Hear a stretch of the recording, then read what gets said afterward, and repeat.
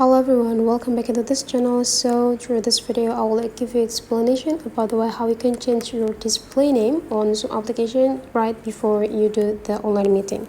So you just need to open your Zoom application on your mobile phone here, and then you just need to take a look at this bottom side. There could be like several sections that you can access here. Now just go tap into this dress more dot with this more informations on it, and the next thing you need to do is just go tap into your account.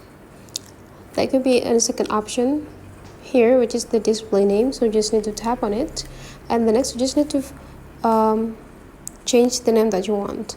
Let's say here the name could be changed to Matcha, and then for this display name you can also tap into the name that you want to display on the meeting. But after you're done, you just need to go tap save.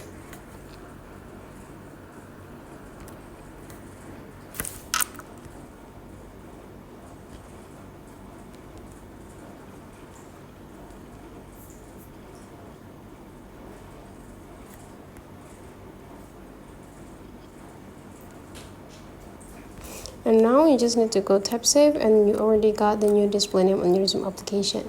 So that's for today's tutorial. Hopefully you enjoy this, and let's meet again into other tutorial.